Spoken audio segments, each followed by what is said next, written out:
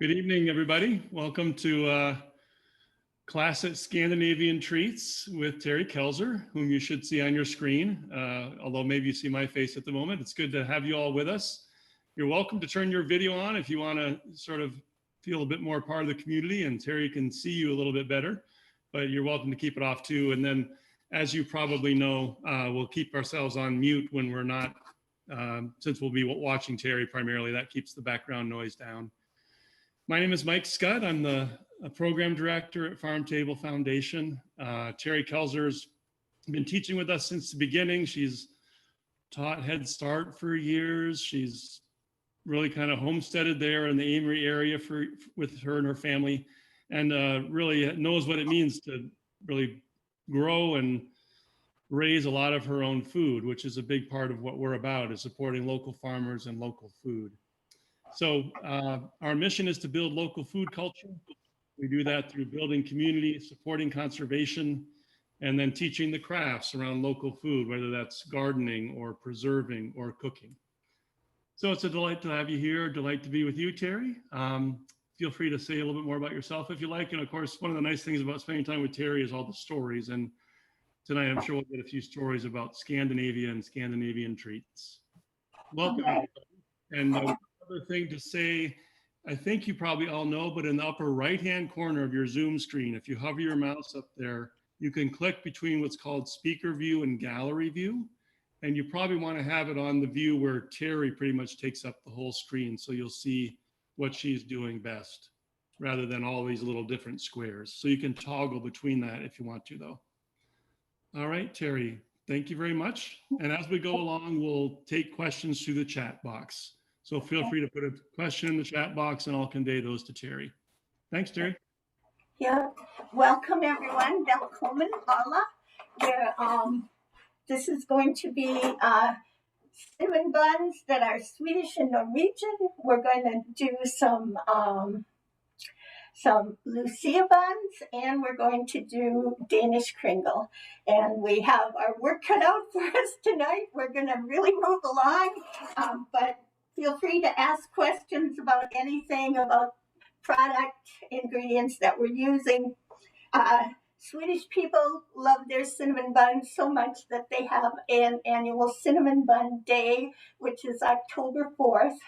And if you know about Swedish culture, also we have what is known as fika. And fika is probably 2 times a day, sometimes 3 times a day. It's almost a required part of your day in Sweden is fika. You have coffee and something sweet with a friend. You probably don't want a cinnamon roll 3 times a day, but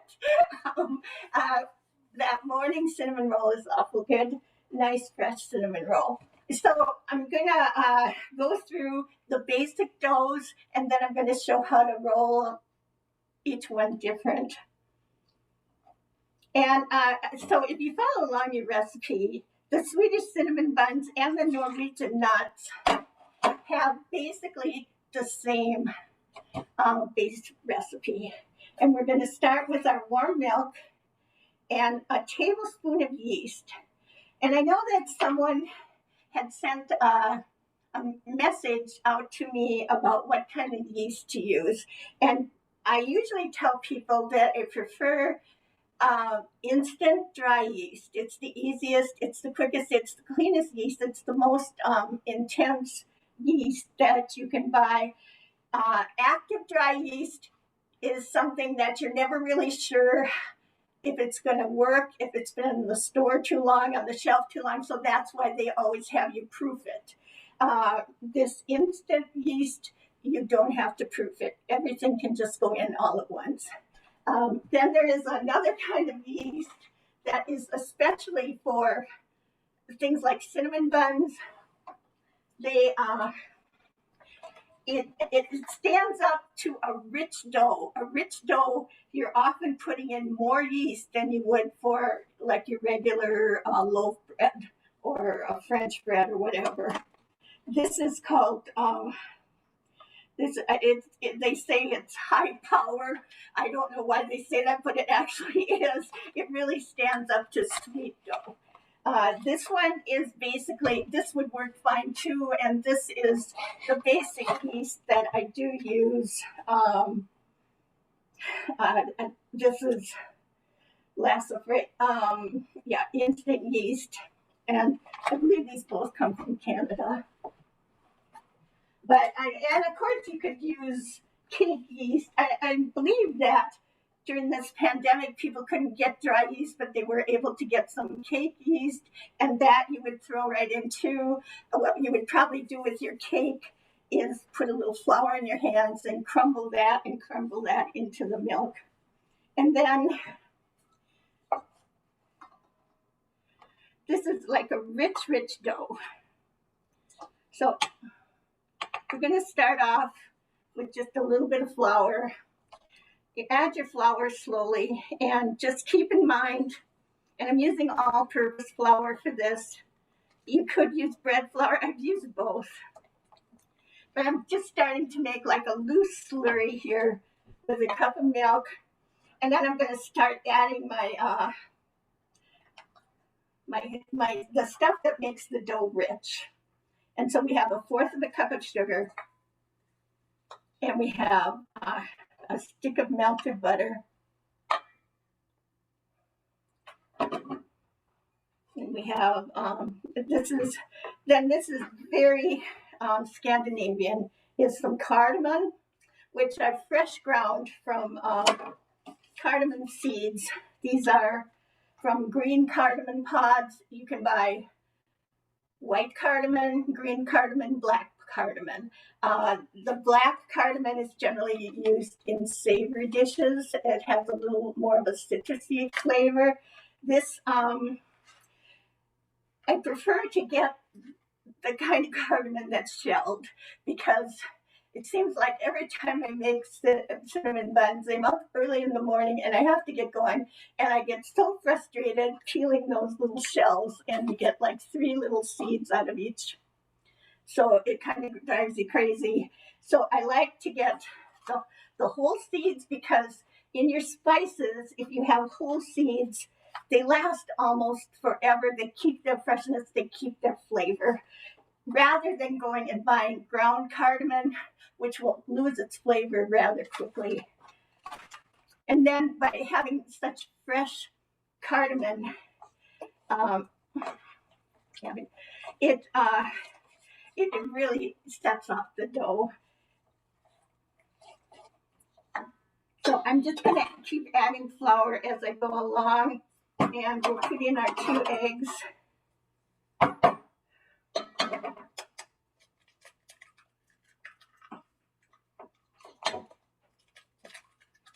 And this is like what makes a rich dough. And sour cream. Now, not everybody puts sour cream in, but I like to. I just started doing it and kept doing it. I'll need it again.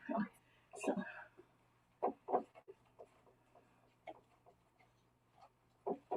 Now, I also, to my cinnamon buns, I add a little bit of fresh ground nutmeg.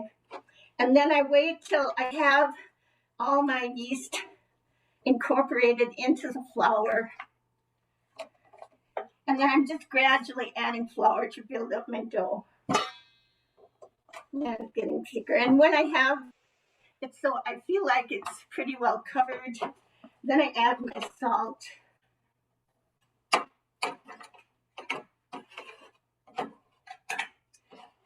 not going to use that much. Yeah. And Terry, you mentioned warm milk. Did the recipe give a certain temperature? You don't want it to go over 100 degrees.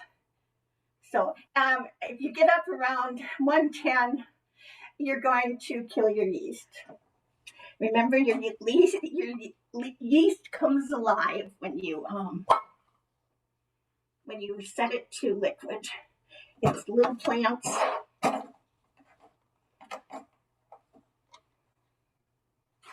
Now we have a pretty good dough, and we could stop right here and knead it out. And what I'm going to do is I'm going to pop this right on the food processor.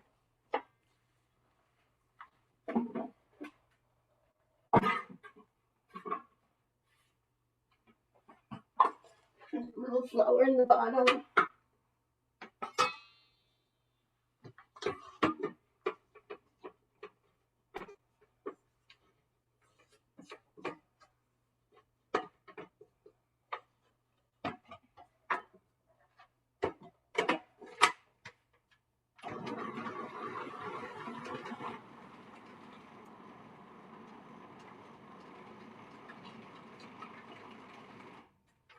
Comes away from the sides, it's done.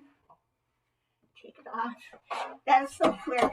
You just can't not do it that way. Especially, I'm getting up there. My wrists are giving out a little bit. So it's a great aid. As my dad always said, if there's a machine available, use it.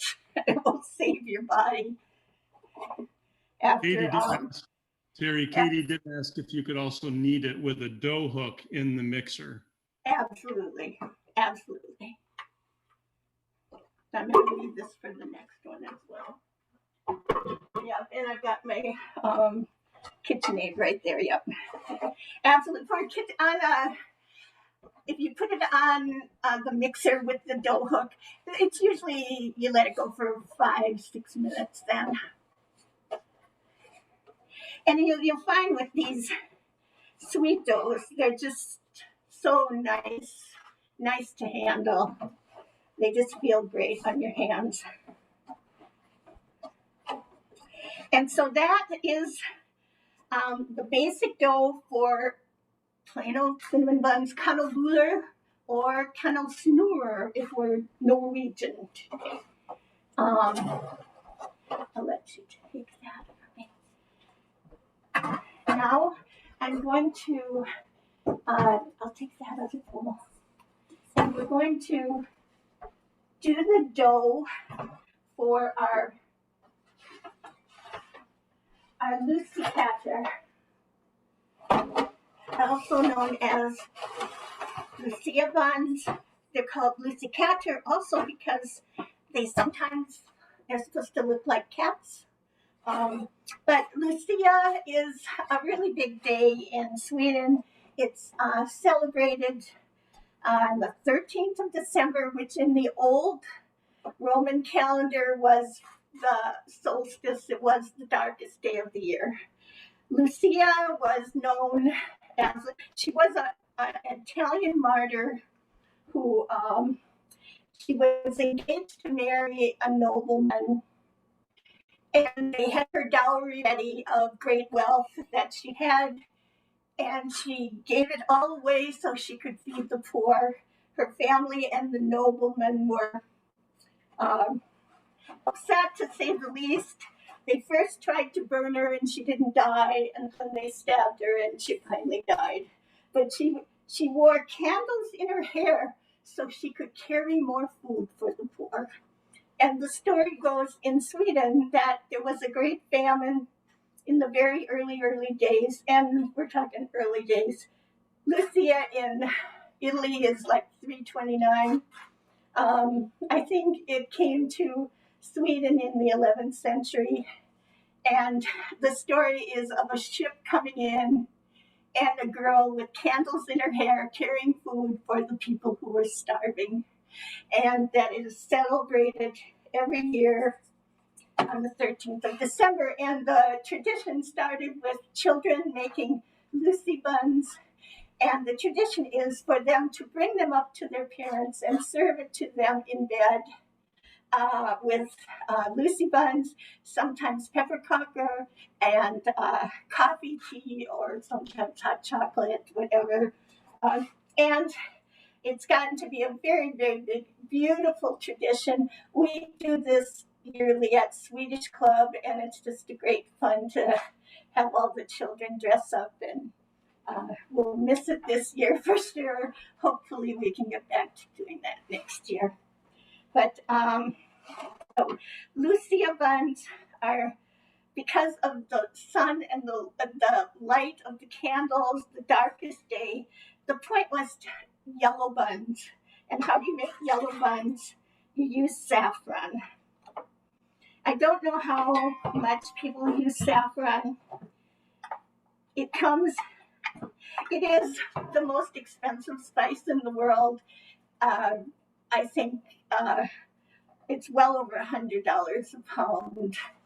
It is all hand-picked little stamens from the fall blooming crocus plant, all done by hand because that's the only way you can do it. And then to use it in a dough like this to make it bloom, I put the cup of milk in a saucepan and add my saffron strands. And then I bring it up to a boil and then let it cool down. And then it will kind of dissolve and let go of that beautiful golden color, which is what we really want here. And then, again, this is a very rich dough. And so we have a good tablespoon of yeast. And I have the saffron already. I'm going to be very careful and save this demonstration saffron, which you probably couldn't see very well anyway. But this is, I always recommend that when you buy saffron, you buy really good saffron. Spanish saffron is considered to be good.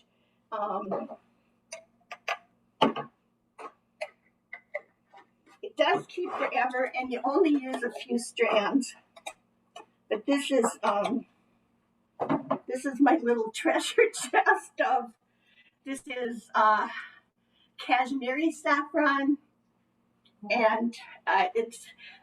The smell is so strong that it will smell up my whole cupboard with this little tiny can that I end up putting it into 2 containers and keep it tight, and it will last me for several years. Of that is 1 ounce of saffron, I believe, for $40. So you spend a little, but it lasts forever. It doesn't lose its scent, and sometimes you wish it would lose a little of it. It can be very strong. So you also have to be careful about putting it in. And so we're going to start. And we're going to add our, again, 1/4 of a cup of sugar.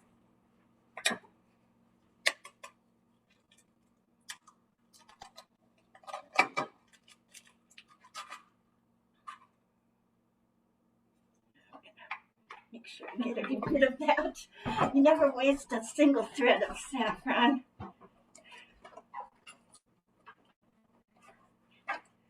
And with that, I'm going to also finish up the sour cream in there. I think it's good for flavor. It makes your buns nice and soft. And I'm going to put in the salt now. And just a little bit of cardamom. I'm not going to overwhelm it because saffron is our main spice here.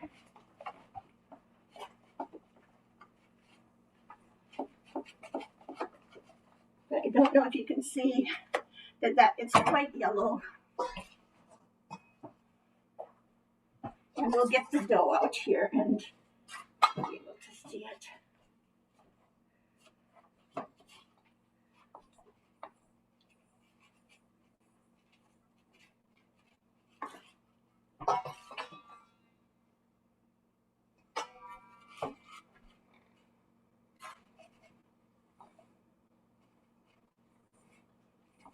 Okay, now you can see I've got kind of what you would call a workable dough. We have all our ingredients in except the butter. I'll put that in. Some soft butter. These rolls are just the richest doughs in the world.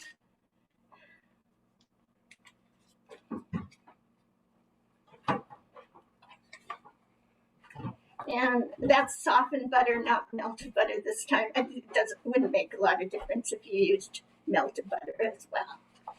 And so we got a kind of a stiff, and so it's good enough to go on the machine. And I'm going to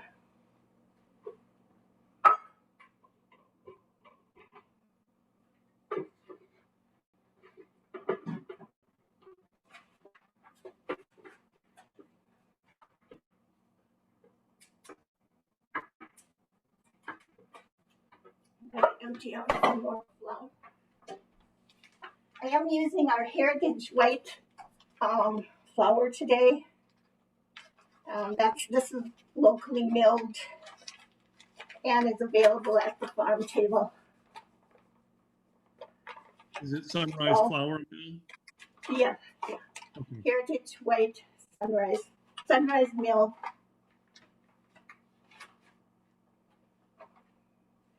And I think I have a scraper here somewhere. No. Little plastic. Here it is, the white one.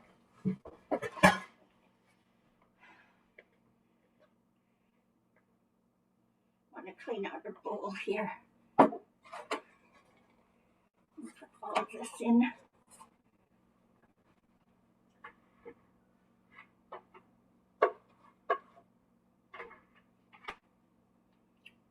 I think I'll save that. You can have that.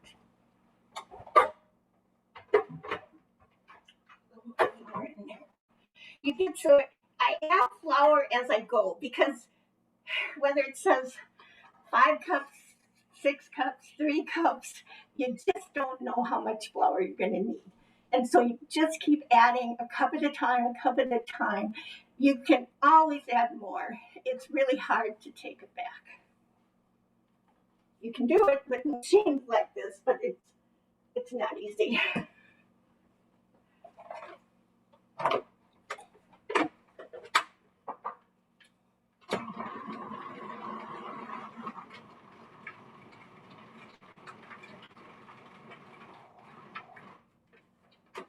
And so quick.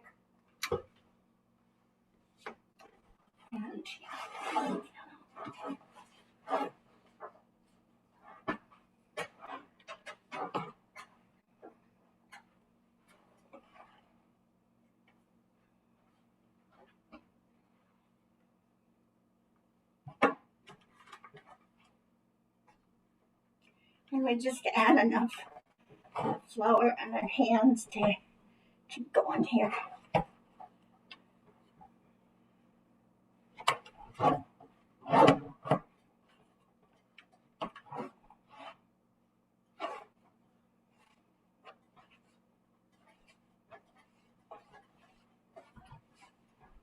Again, this is just a wonderful, soft, fragrant dough.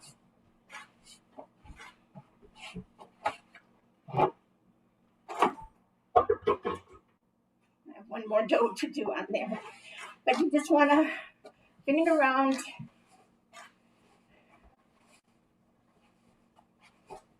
Make it smooth. And we can see we have little flecks of saffron showing through.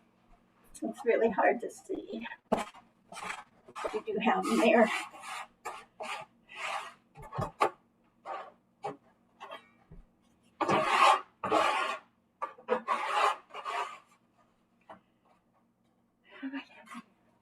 Just wipe that off with a paper towel. And then I'll take it back. And if you don't have a bench knife, I recommend everybody have a bench knife. It cleans your table, cuts your buns. It's a baker's tool that you don't want to be without. So now we have our first 2 doughs. This one is quite heavy with cardamom. You can see the little black flecks.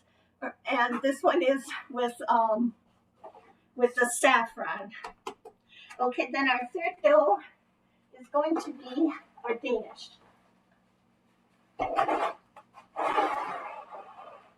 Another really rich dough. As you can see, I have 3 sticks of butter here. I'm going to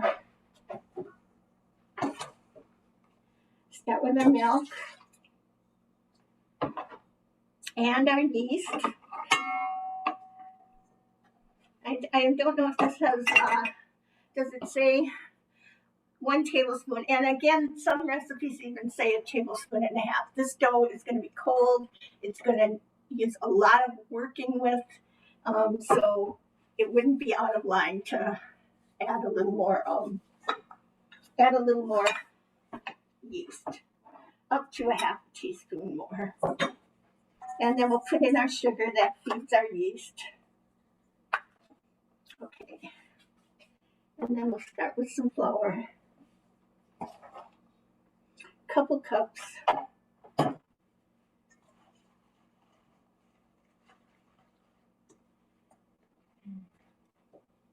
Now the flavoring for Danish, dansk.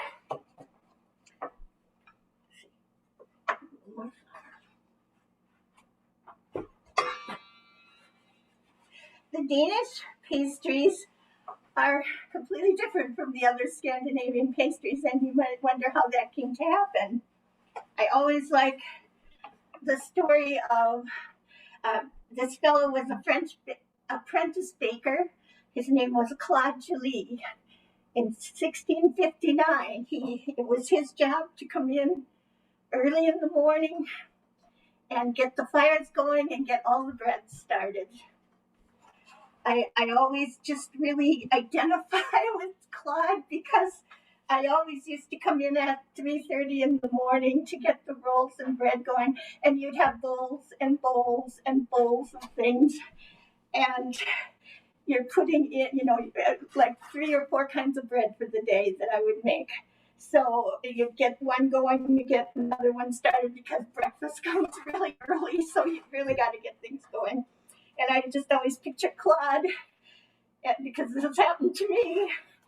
He forgot to put the butter in. And what is he going to do? Lose his job if he doesn't have the butter in?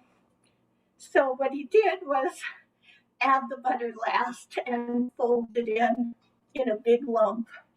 And he didn't know how it would turn out. When all the bakers came in and he had the rolls coming out of the oven, nobody could believe how wonderful they were. They were with many layers. They were delicious. And that's how French pastry came about. So then how did that get to Denmark? Well, there was a period in the 1800s when all the Danish bakers went on strike, and they brought in bakers from France. And then the French taught the Danish bakers how to bake layered pastries, and much like making a croissant dough. And the Danish, of course, loved it, and that's kind of the basic for all their rolls. So we're going to put some seasoning of some cardamom in. And what's nice about this one is, too, it uses vanilla. We're going to go a little, I used to always just dump my vanilla in, but I'm a little more cautious now. All these 3 spices are like the 3 most expensive spices in the world. Cardamom, saffron, and now vanilla, as 80% of your vanilla comes from Madagascar. And Madagascar has had horrific, terrible storms and weather, and the vanilla bean trees are in decline, and they've had very few crops for years and years.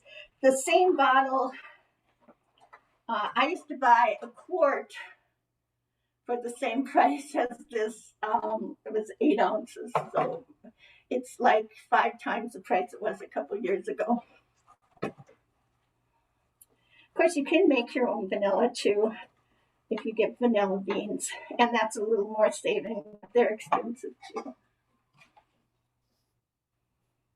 Terry, what was the name of the French baker? Claude Gelée. Claude Gelée. G-E-L-E-E accent. I'm going to put in the eggs.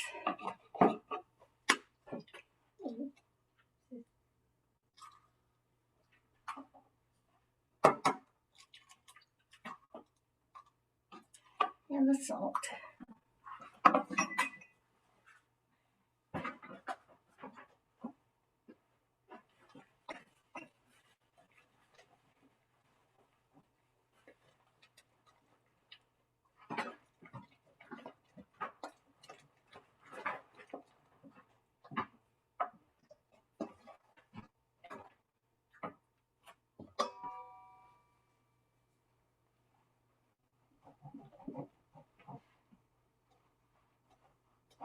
And this one has the really great aroma of vanilla and cardamom.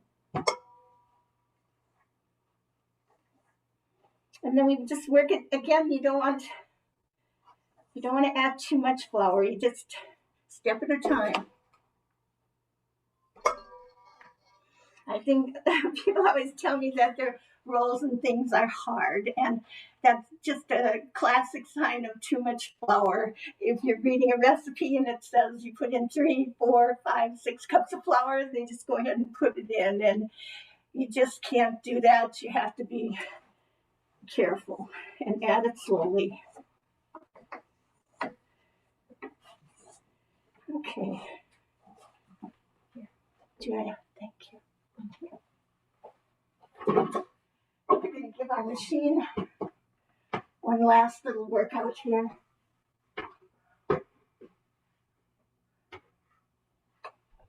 And you can take that. And I'm going to,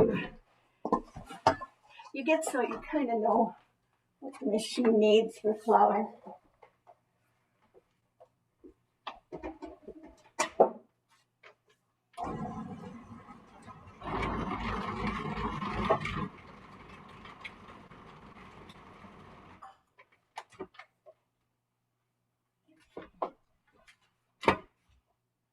There we go, and this will be our last dough.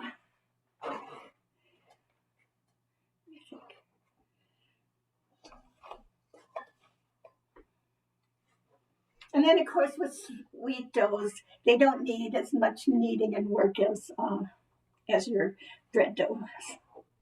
But as you notice, I haven't put any of our butter in yet,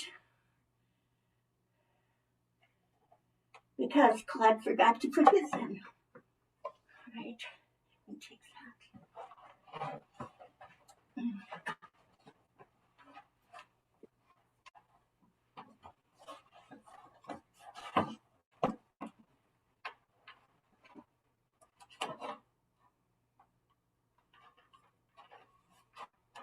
And so we have nice, it's a little bit sticky. Don't worry, that's good.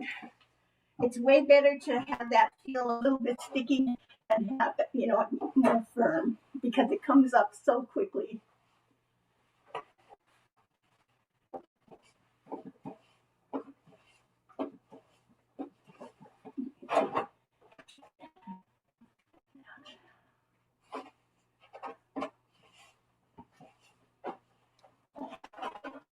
Terry, while you're neat there, question.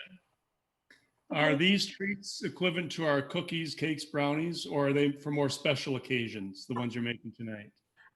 Well, the cinnamons are generally a December bun made for December 13th. Cinnamon buns are, of course, year-round, popular everywhere. And kringle is also a year-round thing. Anytime somebody has coffee, it's awful nice to have some kringle. I'm gonna have you dump that into that. Now, where's our butter? Right here. Now, what you, classically, what you do is you just take one of your rolling pins, and I have certain rolling pins for heavy duty work. This was left to me by a chef that I know. This was his pin. It's really heavy. A heavy pin is great because the pin does the work, a lot of work for you. And then we have our 3 sticks of butter. They didn't get put in the dough. And there's another way we can do that also. And what we do is I'm just going to cut it up. If this was the official Danish bakery, they would be pounding it. So, but I'm going to stick it on my KitchenAid just for the speed of it here. And I have about 1/4 of a cup of flour that I put with the butter.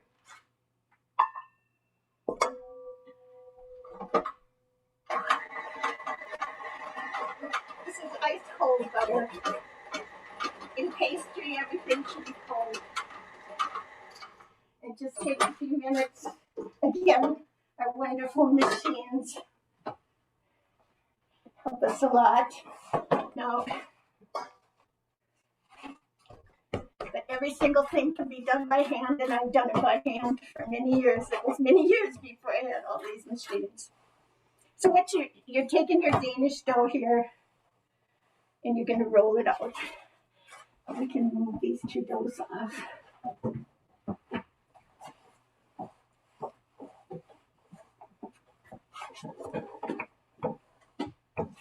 And you want to make a nice rectangle. Flour.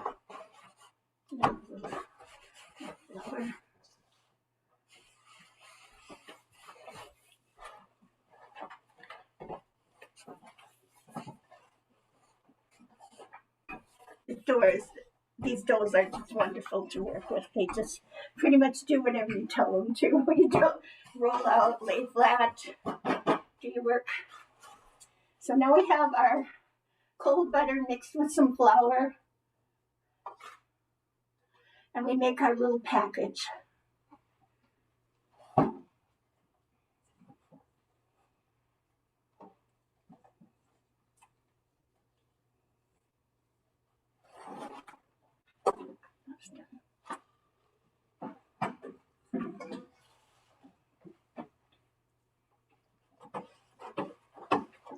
We're going to shape it.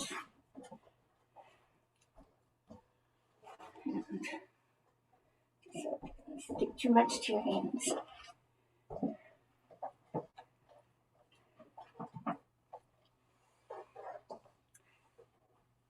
A little bit softer, that's okay. We're going to center our butter in the middle of our dough.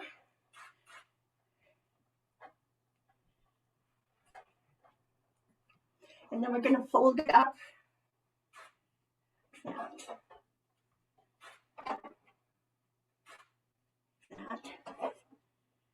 We'll make a little package.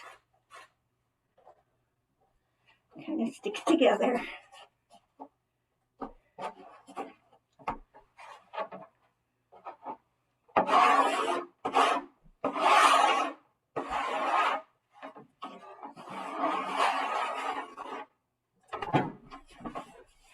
And then the trick here is you roll it and turn it.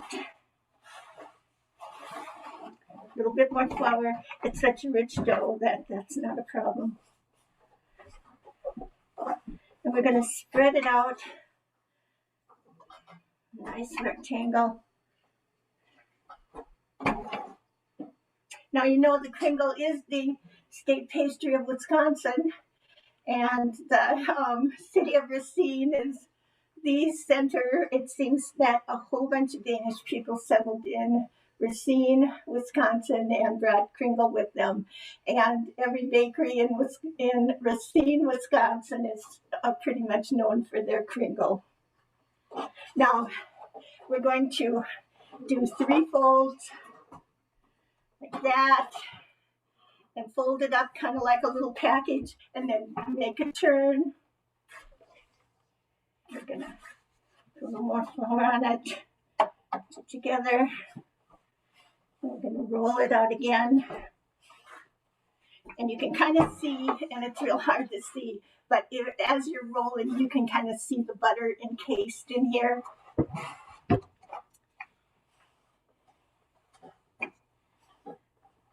And it does show through. And that's how your layers start to form. Now you can do as many layers as you are up to doing, as you have time to do. I will often start it one day, put it in the fridge, and then the next day do, a lot of times what you do, you take it out and you roll it out and do a couple turns, and then you put it back in a plastic bag and put it back in the fridge. And you wait a half hour to an hour, and then you do the whole process again. Usually, 3 is the very minimum. I like to do at least 6 or 7 turns. And then if you have time, I mean, the the Racine kringle is known for 32 layers, so you can keep going as much as you're into it and folding, and then you just keep folding it and turning it. And cinnamon rolls are just the most fun, and kringle. I think of all the baking things that cinnamon buns, kringle, saffron buns, these are foods that make you happy. Bread is good, bread is life, buns are happiness. that's the way I look at it.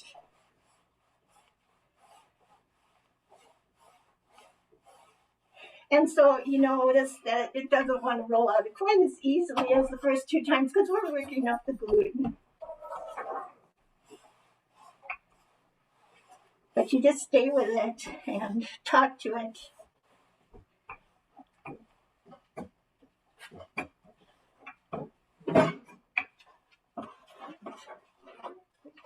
Squirting out there. It's all right. And then I'm gonna say that's 3 turns, and then I'm going to put that in a plastic bag, and this will be refrigerated till tomorrow. And Danish, I always do at least, I figure, 2 days. You can do it all at once and get it done, but it's just not as good.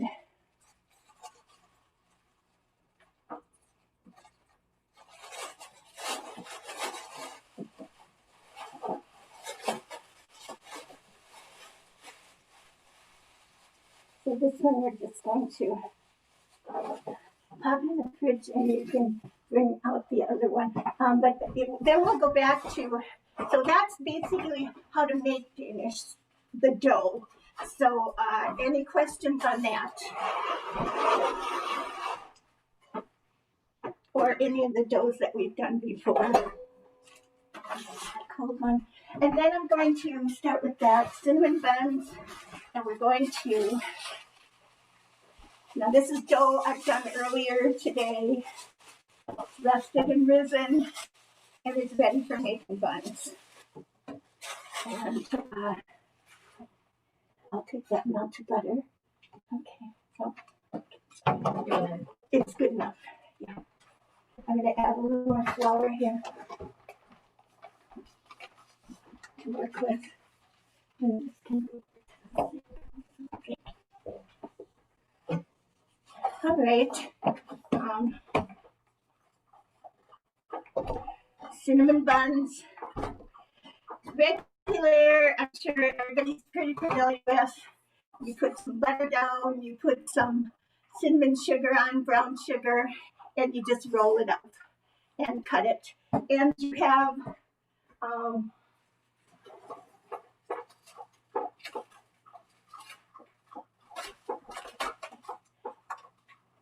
I wrap this really good. And you come up with a basic, this would be like the basic Swedish cinnamon bun. Generally, they don't frost them, but they put pearl sugar on them. And this is what the basic cinnamon bun is. And it's really easy. I'm sure everybody's pretty familiar with making this. So that's why I thought I would take this dough and spend time and show you the Norwegian knot, which actually now almost all the Swedish bakers use that as well because it's so pretty. And Carolyn asks for the cinnamon buns, the Norwegian knots, and the St. Lucia buns. When you rest the dough, do you do so at room temperature? Yeah. Yeah, for sure. Room temperature. It's only the kringle that you put in the fridge. If you're lucky enough to have a proof setting on your oven, my new oven has that, which is pretty awesome, and I've used that. That's pretty cool because it will proof your buns quicker. But quicker isn't always the best with bread. If it takes its time, I think it's better. So I'm going to roll this out kind of thin, thinner than I would for my regular cinnamon buns.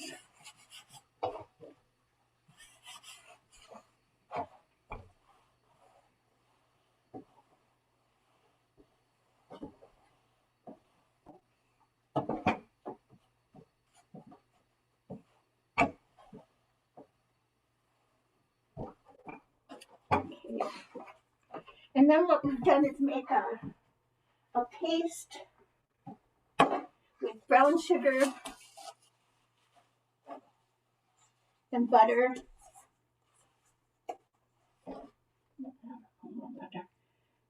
Sort of set up on me.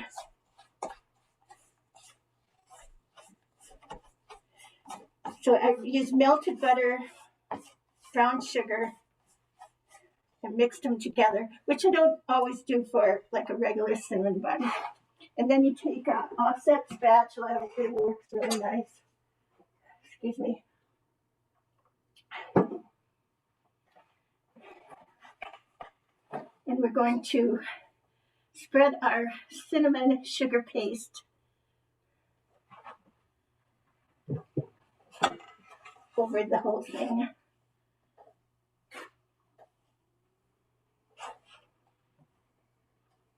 Now, you could also add cardamom to this. I added some cardamom. It gives a cardamom flavor, and I was going to make the cardamom syrup, but I didn't even get to it today. That's another thing that you can do to make it super cardamom-y.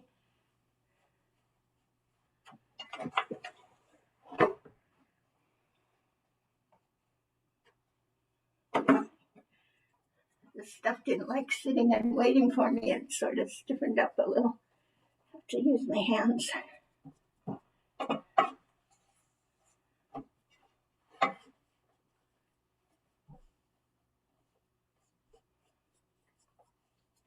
You say you always want to get it all covered nicely. You don't want any single person not to have sugar on their cinnamon bun. It's going to be right.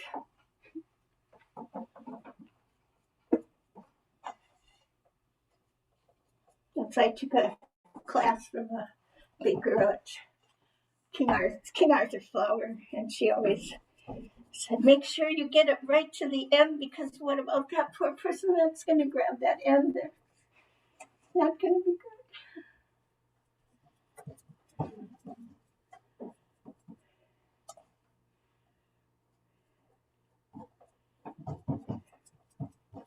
Okay. Have any of you made the knots before? Is that something that you have done?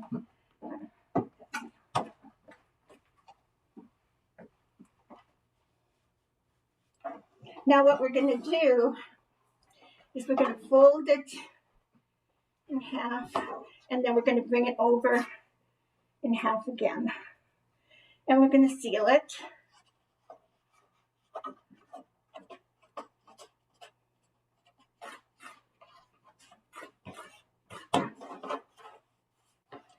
And then I need a bench knife again. That one's still good. Yeah, that's good. Okay. All right. And I'm going to just give it a little bit of a longer roll here.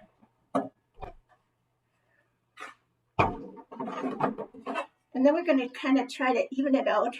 Now, when I made them, the first time I made them was last year for our Swedish bun class. And I made them too small, and I was real disappointed because they were all little tiny rolls. They were still good, but they were a little tiny. So then this morning, I thought, okay, I got to double that size.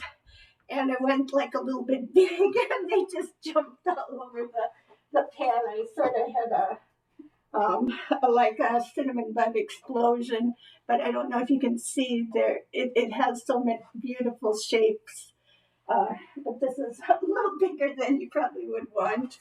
So anyway, then I'm gonna try to cut them a little bit even here.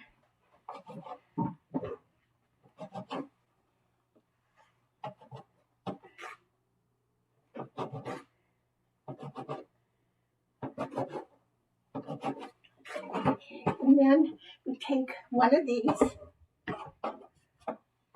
and then we're going to cut it in thirds, like this, like that. I have a muffin tin here. I'm going to get my pan ready. I'm going to spray it.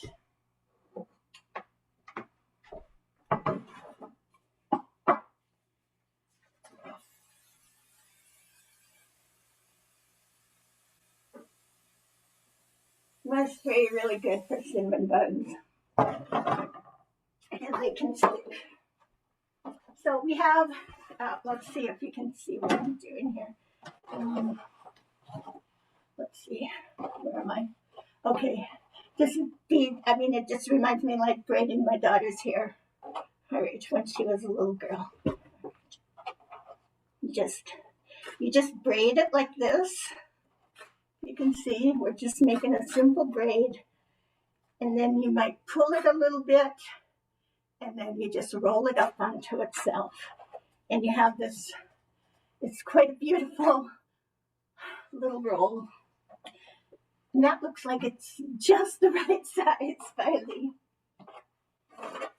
And we're going to do a couple of these.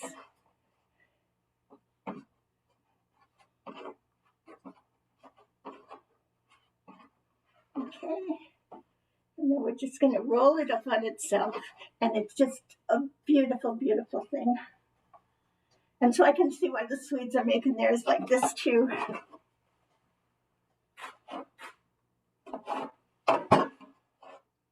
Well, it doesn't take it that much time, and it's so pretty.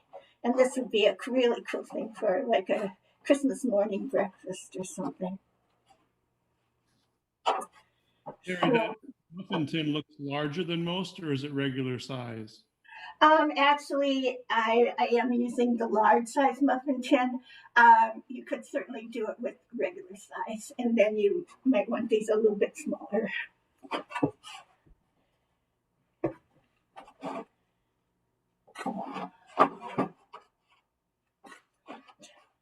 And we're just braiding it over, just as any braid, and roll it up. And I'll finish these, and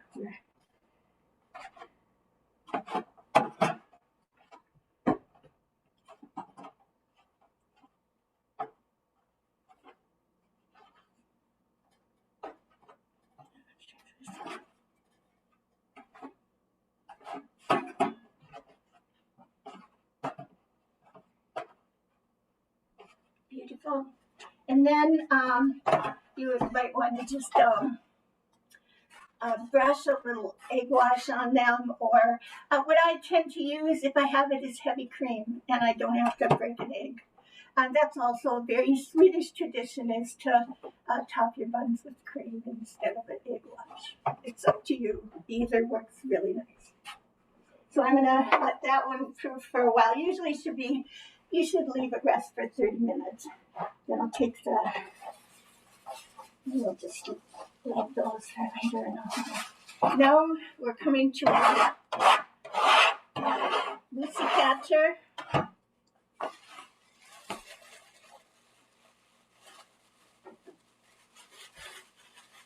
And this dough is just so fragrant and beautiful color.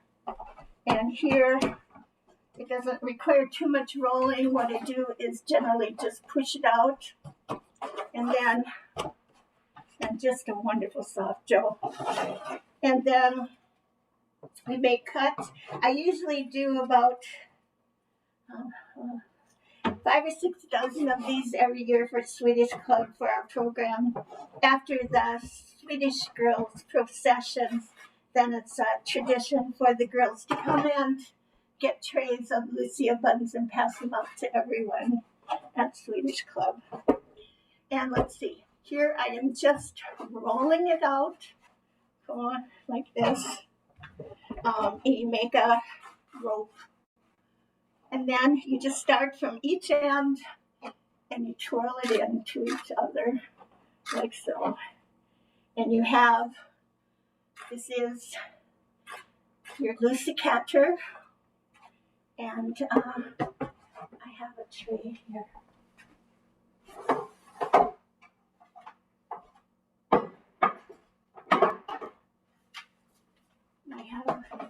And then those raisins. So this just gets a wash, and usually what you do is you push 2 or 3 raisins into your circle, and that makes your classic Lucia bun These would also proof, and they get a wash on them, and you can put on some pearl sugar as well. And these are just the most traditional buns. And so I'm going to just roll. And oh, did I say it? You always plump your raisins, always plump them, which means just to either put them in a strainer, run water over them for a few minutes. These are actually, I extra plumped a whole bunch of raisins for apple strudel, and I still have kept them in the fridge, and these have the benefit of a little bit of rum in them too. So we're getting more flavors in our buns. So I think most possibly you have the idea of that, and then I just want to show you the kringle. So You want that? I want the cold. No, yeah. Okay, this one has been in the fridge, and it has about 8 turns.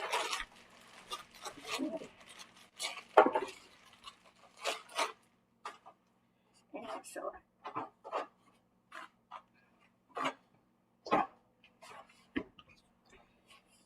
and like when it comes out of the fridge, you usually kind of drop your pin on it. Classic working in a bakery, that they say that wakes up the dough, gets it going. And it's just surprising how it can come from cold and start rolling out so easy for you.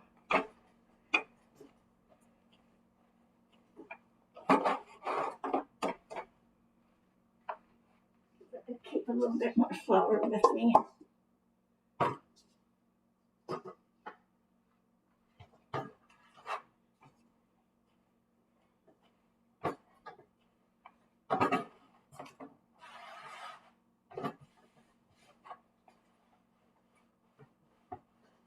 And for the sake of speed, I think I'm moving up in weight here.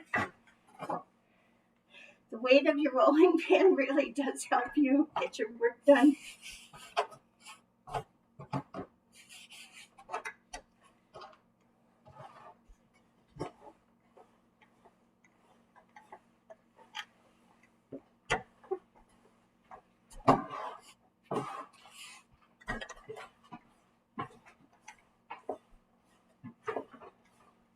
And this should be enough for 2.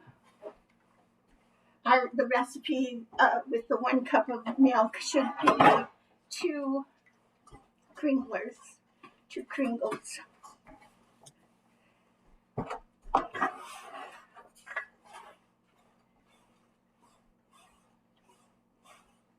When you're rolling out Danish, then I always think of all the history of the Danes and the Swedes and all the problems they've had, and all the Swedes, they say, "Jävla dansk," which means they don't love the Danish.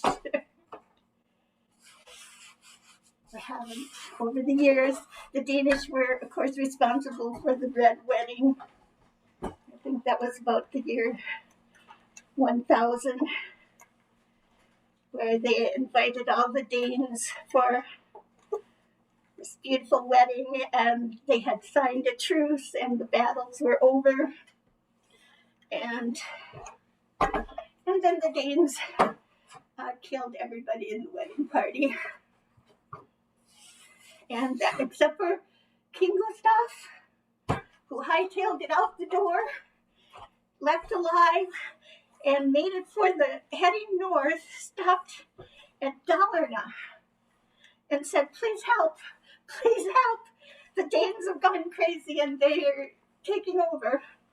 And the Dalarna people did not know what to think of that. They didn't know if it was true.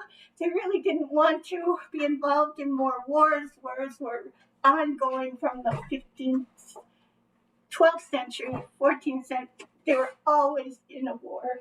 So they were hesitant, and they didn't know if they believed the king or not.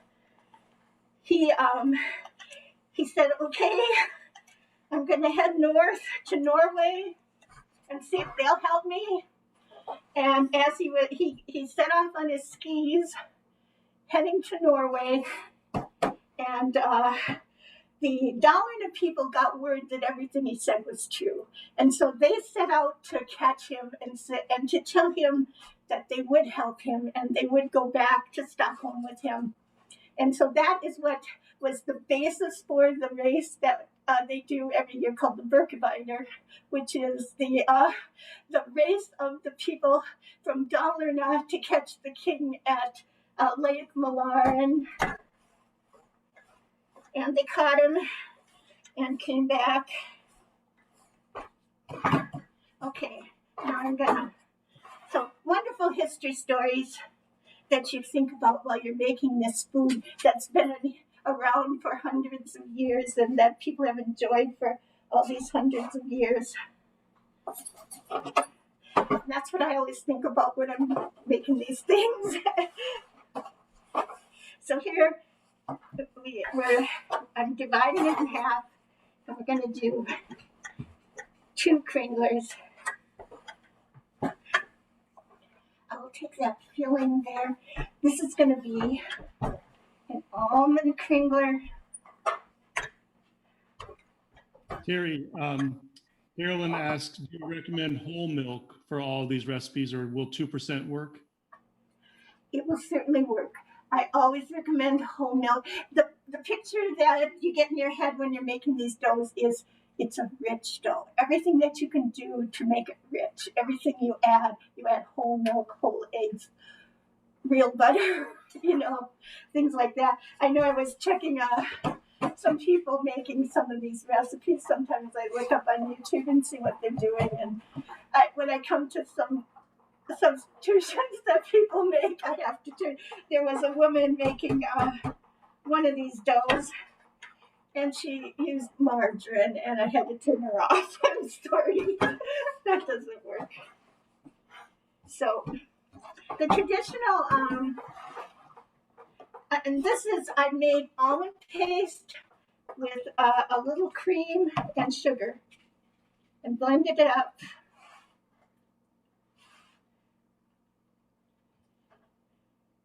Now that is a simple filling inside of a buttery roll. It's very good. Could you hand me that? Fruit is really good inside of it.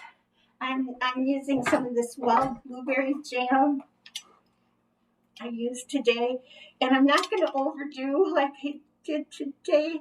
I'm just going to put because then I had, with everything you can overdo, and you just want the flavor. And it will, and then we're just going to cover it up on itself and pinch it. In Denmark, it's always, and I'm going to stretch it out a little. In Denmark, you always make a shape, like a pretzel shape, kind of like that. In Wisconsin, they just make an oval. So it's however you want to do it. But that's just that is how you make your kringle. And you would let it sit for like 30 minutes and then pop it in the nice hot oven, like 400. And this would also get a glaze on it. There are several fillings. I added fillings on your recipe. You can use just like a cinnamon sugar nut filling. You can use sprinkles of nuts and cinnamon on top, or it commonly has an icing as well. I will show you the rolls that I did finish today. And these are my cinnamon rolls and my Lucia buns. And then these are my kringlers. And so I have an oval, and I have one that's braided on top of itself.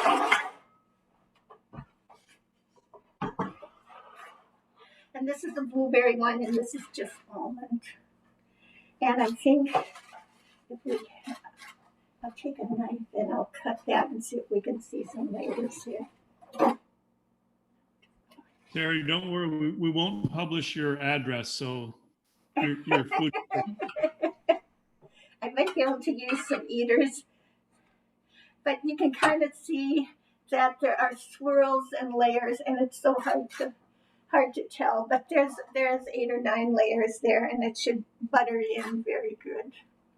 And with this, I did a glaze, which is very traditional, with just powdered sugar and milk, and then when it comes out of the oven, put the glaze on. You could put slivered almonds on, just be creative. And one other thing that I hadn't mentioned was the Swedish pearl sugar is very typical on these Swedish cinnamon buns. And it's just a very coarse sugar that's just very traditional. So I think we did a lot in an hour. We're a little over. Any questions? Do people feel like you kind of have a handle on it at least? You kind of know what you're doing. That's the most important thing. Not afraid to jump in and give it a shot. Nice. Where can you purchase the pearl sugar? Actually, I get that online. This is King Arthur flour. I do get a lot of stuff from them, especially the little odd things that you just can't find anywhere. It's not generally on the store shelf. And it's not like the translucent hard sugar that they do sell in markets. This is opaque and just very coarse and really sets off your buns nicely. And then it gives it a little extra sweetness, but the whole thing about certainly most of the Swedish and Norwegian cinnamon buns in comparison to American cinnamon buns is that they're not as sweet. Yeah, people writing their thank yous in, Terry, and it looks really delicious. I hope you had fun. Yeah, and next week Thank you very much. We have a soap making class. If you want to learn how to make soap to give gifts away, you can give these treats away, but you could also make soap with us next week. So you need to clean up after. And always want to say thanks to Joe and Nubia. Joe and Nubia have been the helpers here. Who these are my kids who helped me so much. Really, yeah, we really appreciate that, everybody. All right, folks. Terry, we're really grateful for your presence and your expertise. Thanks for spending the night with us, everybody. Have a good evening.